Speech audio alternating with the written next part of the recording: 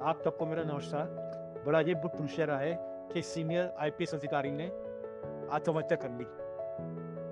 ये आत्महत्या क्यों करी है, किन कारणों से हुई है, आज उसके बारे में थोड़ी बातचीत करेंगे कि मेरे पास काफ़ी लोगों की मेल्स और व्हाट्सएप आए कि इसका क्या समाधान होगा अगर इस तरह सीनियर अधिकारी, आईपीएस अधिकारी, आईएएस अधिकारी का आत्महत्या करते तो क्या होगा।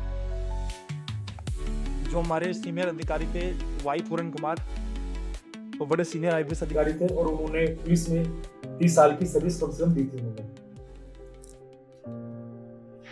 उन्होंने जो आत्महत्या करी है, हमें ये सोचने का गहरा विषय है कि वो कितने दिन से ये सोच रहे थे और वो जो जिन अधिकार अपने बड़े अधिकारियों से मिलते थे उस पर कार्रवाई क्यों नहीं करते थे। सबसे पहले तो मैं चंडीगढ़ पुलिस का धन्यवाद करूंगा कि उन्होंने एफआईआर रजिस्टर करने में बहुत अच्छा कार्य कर सराहनीय काम करा है। अगर हरियाणा पुलिस और पंजाब पुलिस होती तो शायद एफआईआर रजिस्टर नहीं करती। तो कई बार देखने में आता है कि कई सीनियर अधिकारी अगर थाने में जाकर एफआईआर रजिस्टर करते हैं तो उनकी भी एफआईआर रजिस्टर नहीं होती, लेकिन चंडीगढ़ पुलिस का सराहनीय काम रहा है कि उन्होंने एफआईआर रजिस्टर करी है। मेरा केंद्र सरकार से और देश के गृह मंत्री, प्रधानमंत्री और होम सेक्रेटरी से निवेदन है कि श्री वाई पूरन कुमार जी ने जिन अधिकारियों के नाम दिए हैं उनके सबसे पहले पासपोर्ट सीज कर दी जाए और उनके परिवार वालों के पासपोर्ट सीज कर दी जाए, क्योंकि जब इसकी जांच चलेगी तो अगर कुछ दिन बाद जांच चलती है तो पता चलेगा कि काफी अधिकारी देश छोड़कर चले गए और अब उनको लाना, विदेशों से लाना मुश्किल हो जाएगा। अगर पासपोर्ट सीज हो जाएंगे तो वो बाहर नहीं जा पाएंगे, उनके परिवार वाले भी, और ये पता चलेगा कि उन्होंने किस तरह देश की अरबों रुपए की संपत्ति को गबन करा है, उनके साथ कौन कौन से अधिकारी मिले हुए थे।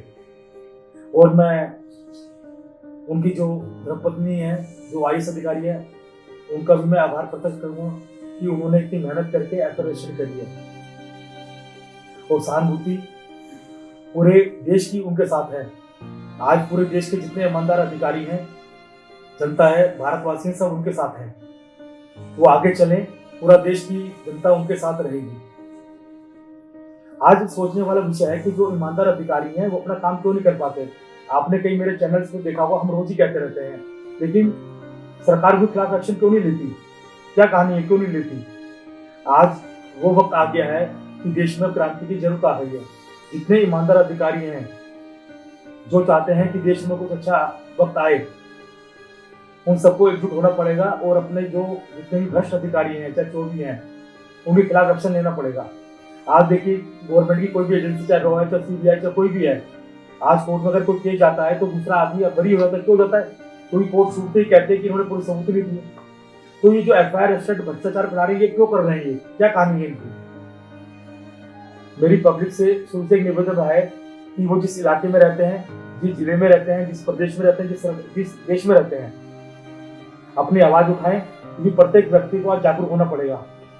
अगर उनके पड़ोस में कोई सरकारी अफसर रहता है, वो ढंग से काम नहीं कर रहा या वो भ्रष्टाचार करता है, तो आप उसकी फोटो, कुछ डॉक्यूमेंट आप हमें दें, ताकि हम माननीय सर्वोच्च न्यायालय के पास जाकर उसका निवारण कर सकें। आज अगर 5 भ्रष्टाचार अधिकारी पकड़े जाते हैं तो 50 अधिकारी सही हो जाएंगे। आज ऐसा क्या हो गया कि जो एक आईपीएस अधिकारी वाई पूरन कुमार जी ने आत्महत्या करी, वो काफी दिनों से परेशान थे और मुझे ऐसा लगता है वो 30 साल से ही परेशान चल रहे थे। उन्होंने काफी अपने सीनियर अधिकारी से संपर्क करा, उनको लेटर भी लिखा, सब कुछ बताया, लेकिन कार्रवाई क्यों नहीं हुई। ये एक बहुत गहरी जांच का विषय है। इसके लिए एक ऐसी कमेटी बिठाई जाए जिसमें कि ईमानदार अधिकारी जैसे हो,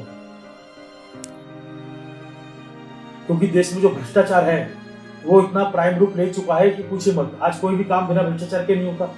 प्रधानमंत्री कहते रहते हैं कि ये होना चाहिए, कोई काम करने को तैयार नहीं है। आज जब अगर प्रधानमंत्री कार्यालय में चिट्ठी भी लिखते हैं तो वो चिट्ठी उस अधिकारी के पास पहुंच जाती है जिसके खिलाफ कार्रवाई होनी है, तो उसके खिलाफ कार्रवाई कैसे होगी। ये भ्रष्टाचार देश में कौन फैला रहा है, कोई कहने वाला नहीं है।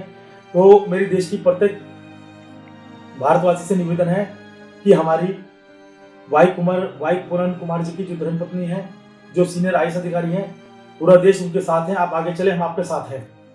आप हमें उनके नाम बताइए, हम एक कमेटी गठन करके अधिवक्ताओं की सर्वोच्च न्यायालय जाकर उनको भ्रष्टाचार के चक्कर, उन्हें भ्रष्टाचार के आरोप में अंदर करवाएंगे। और जितने भी देश के भ्रष्टाचार अधिकारी हैं, अगर 4 भ्रष्टाचार अधिकारी पकड़े गए तो 50 का नाम बता देंगे कि हमारे साथ ये मिले हुए हैं। तो इस तरह हम थोड़ा बहुत चल के आगे देश का निवारण कर सकते हैं, देश को हम सब भारतवासी को चलाना है, ये नेता लोग नहीं चलाएंगे। ये तो केवल भ्रष्टाचार ही आगे बढ़ाएंगे और कुछ नहीं करेंगे। तो मेरा सब आपसे निवेदन है कि हम उन सबका सहयोग दें, उनकी धर्मपत्नी का, भाई पूरन कुमार जी की धर्मपत्नी का साथ दें, और संवेदना, हम पूरा देश उनको संवेदना प्रकट करता है कि इस दुख समय में हम सब आपके साथ हैं।